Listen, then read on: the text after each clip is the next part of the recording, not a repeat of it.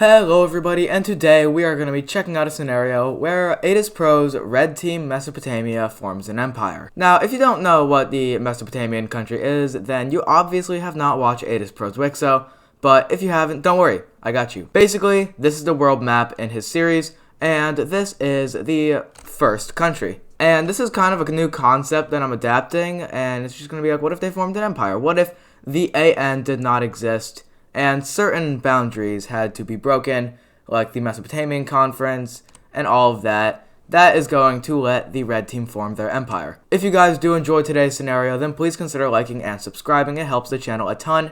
We are trying to get to 100 subscribers by, I don't know, the end of the year. I did just start this channel, so it might be a little bit unrealistic. But yeah, 100 subscribers by the end of the year, and let's get straight into the scenario. So first of all, the red team is going to need to overthrow their democratic government, so a dictator is going to be installed. Obviously, the world would be very scared because all the old empire stuff, but put all that behind us. And the red team is going to go after their first target, which is going to be this light blue Anatolian country. Mesopotamian troops, who are going to overpower them immensely, are easily able to march into the country. They capture the capital, reaching the coastline, and eventually the entire thing just kind of dissipates. And once it's all said and done, they are annexed into the red team empire. Now these are the first signs of expansion, and the entire world knows this, but we're just gonna put a fact that this world would not be happy with this. And the red team is just gonna go on to their next target, which is the green Anatolian country. There's gonna be a lot of Anatolian expansion here. And once again, the red team just overpowers them in general. They capture the capital, and the country is soon to fall. And surprise, surprise, peace treaty, they're fully annexed. And with 2 countries under their belt, they are going to feel a wave of nationality and empowerment. And this is emphasized as they march into the beige Anatolian country.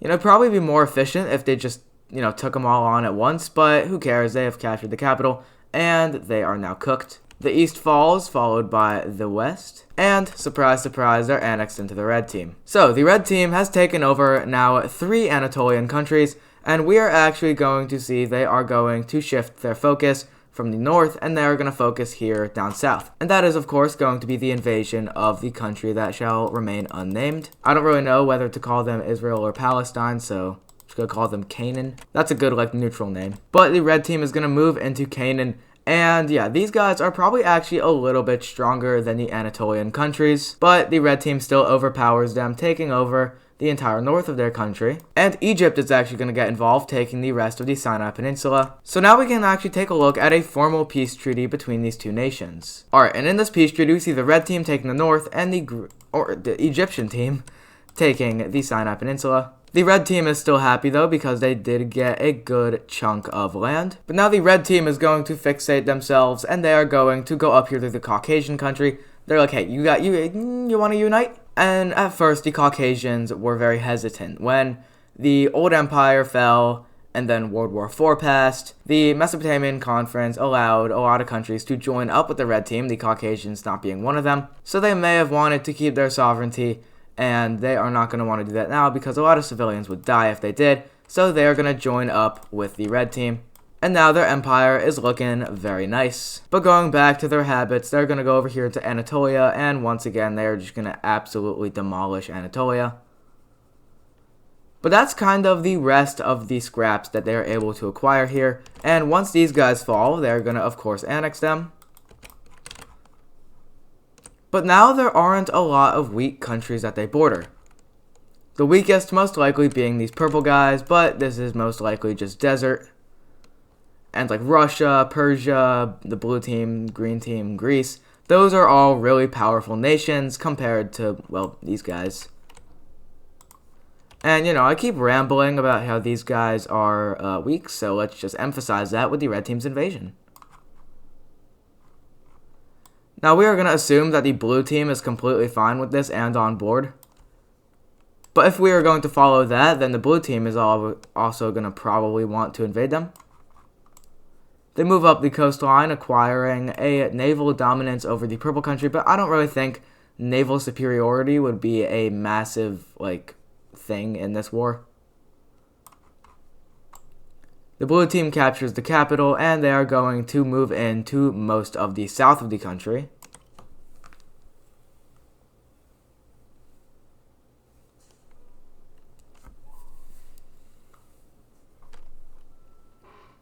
And once the capital is captured, the red team and the blue team are gonna have no problem just splitting up the remnants of the purple team. That looks a little something like this. And with occupation zones being established, we can now look at a formal peace treaty. Alright, and this is what we see our peace treaty looking like. These colors may not mean much to you, so let me just break it down. The red team acquires this territory, while the blue team acquires this. So now this map is looking a lot older because the red team did look like this a couple times throughout history. But now they are really out of options, as now if they really wanted to expand, the weakest country they could go after could be like the green team, which they would have to like do navy stuff. And you know what? Yeah, let's just settle that dispute. Yeah, wow, that was like depressingly quick. Well, yeah, get rid of your capital. The green team has fallen far, jeez. Alright, well, the green team is gone. And the red team is going to continue their honorable campaign of smushing around other countries. And that is just going to be the invasion of this country. Once again, just more of a invasion of interest more than an actual invasion of purpose. But, of course, after this is said and done, they are, oh my god, they're going to be fully annexed into the red team. Alright, so with the red team establishing most of their dominance, it has been, well, established. And also, this color is confusing, and it makes me angry! So the red team is just going to go ahead and absolutely demolish them. Oh, yep, they captured the capital. Oh, and wow, yep. Alright, so the red team has officially reached male sigma status. And with them becoming a male sigma, they are going to be able to actually go a little bit isolationist for a while. But that is not going to last for very long, as after they have developed their country and their economy, they are going to move into the south of the purple team, and absolutely nobody is surprised. They move up, capture the capital, the west falls, and soon the east does as well. Goodbye capital, and goodbye purple team. But this is where we're going to see a coalition forming against the red team. And this will be known as the Square Squad, which is going to include Russia, Egypt, and Persia. Once again, the AN does not exist, so federalization of alliances also does not exist, so just something to keep in mind. But with 3 of these countries coming together, that means that the red team is a little bit boxed in from a lot of sides. They can't really go east. Going west, or at least southwest, isn't going to be very easy, and going north is practically impossible. Because the red team is also going to be faced with these guys, but these guys are in an alliance with Russia in the actual WICSO series, so can't really do much about that. But what they can do is invade another country. They are going to be invading this kind of like barf green country. I don't know what Adiz was thinking with this one. They march into the north and take a lot of their population centers before marching down to their capital. Naval bombardments lead the red team to make a coastal area over here for themselves. And soon enough, the front line is too much for the green team to handle, so they are just going to go ahead and surrender over. Alright, you guys have 5 seconds to guess what's going to happen. 5, 4, 3, 2, 1, and wow, look at that. Green team gone. Red team big. Now the red team is going to go over to Persia, and Persia is going to be skeptical as the red team king is just going to go ahead and go into their capital. They're like, you know, we're just going to cut to the chase. Give us this or else we're going to like invade you. And Persia doesn't really want to be invaded. Even if they are in this big coalition, there is not a very high chance that Egypt nor Russia will probably come to their aid. So they are forced to give this back, or not give it back, they are forced to hand it over to the red team. And the red team empire has become very big. But next we are going to see an event that is unrelated to the red team expansion. It is going to be the Libyans, and they are going to fall over to their rebellions. And Russia is going to be very sad at this because they were in an alliance with Libya, and now Libya is gone.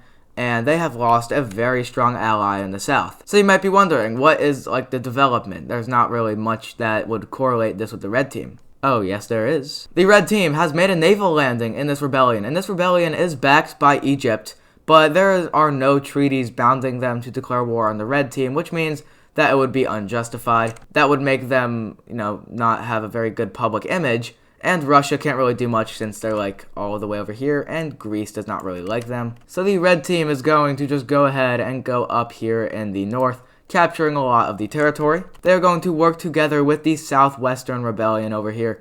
And yeah, these guys are going to be absolutely pummeled. Soon enough, after a lot of their northern territory is taken, the rebellion is going to surrender over to the other rebellion. And I know that may have been a little bit confusing, so let's break it down in a peace treaty. Alright, so the red team is going to acquire these territories while the southern rebellion will get these. And with Libya gone, The red team now has a pretty big colony over here. And now that I'm thinking about it, it's a little unrealistic. So actually, a lot of these territories over here are going to be inherited by the yellow team, and they're not going to get as much as they wanted from the Libyans. Oh god. They still get something, it's just not as much as they wanted. So that's a little bit more realistic with the red team acquiring this coastal colony here in Libya. And this angers the Egyptians so much that they're going to call war against the red team. But the red team just kind of knew this was coming. They already had troops that the Egyptians were unaware of that were lined up all over here. And those troops are going to start to do their job. Red team troops also stationed over here in Persia. Don't ask me why they were stationed there, because they may have been planning this a little bit. They knew that the Egyptians would be so pissed off that this would happen. But one thing they did not anticipate was the Russians being very ready. They are going to move into the recently annexed areas of the red team over here by Caucasia, and their sweeping campaign of the territory goes very well until red team reinforcements arrive, and it is going to be a pretty like equal fighting ground. Like, these are the troops and they're just kind of like bouncing off of each other. But this war is pretty massive. The red team marches east, now moving into more Persian lands that the Persians are not very excited that they're losing. But the red team now focuses a lot of their forces down south. My English is not good today. And the red team is also going to move their infantry over here in the Sinai Peninsula, now taking a good portion of it, moving up to the Suez Canal. And Egypt may not have thought this one through very well, because now they're being pummeled, their ally is being pummeled, but Russia is actually doing pretty good. So, you know, should keep it up, Russia. Alright, they're doing pretty good, Oh, that's not good. Oh, that's really not good. Russia, what are you going to do about this? Ah, I see. They're going to do nothing. Holy Jesus, what the fuck? Well, the red team has just kind of cooked Russia with a bulk of Russia's infantry now being absolutely wiped out in this encirclement campaign. And now they're going to be kicked out of their recently acquired territory. Not fully, but they are kicked out a good bunch. Though this move was bold by the red team, the Russian military is going to arrive in full. But the red team is going to open up a new front line over here in the southwest, now taking a good portion of Russia's territory. The red team is going to move further, now getting to the more defended areas over here, and it looks like the war is going to be stalemated. So everyone is actually going to work out a peace treaty. The square team kind of forces the red team to work out a peace treaty, as the red team is way too strong. So now we can take a look at this peace treaty. I don't know why I did the rewindy thingy. Alright, and this is what we see the peace treaty looking like. The first article of the peace treaty is going to establish the dissolving of the Square Alliance. But starting up here in the north, the red team is going to take a very small amount of territory, being this from Russia, but they will also pay a lot of reparations. They will take these territories from Egypt, being the areas over here in the west and the Sinai Peninsula. But Persia gets a bulk of the punishment as they are taken a big piece of territory from. But yeah, that will do it for today's scenario. I hope you guys did enjoy. This video might have seemed a little fast-paced and well made. And I know, I just got done making What If Civilization Started Over episode 7, so I'm going to have a lot of videos for a while, so I'm just trying to knock them out. But that will do it for today's scenario, and I will see you guys in the next video. Most likely a WICSO, but I still really don't know the placement of that video. So, yeah, see ya.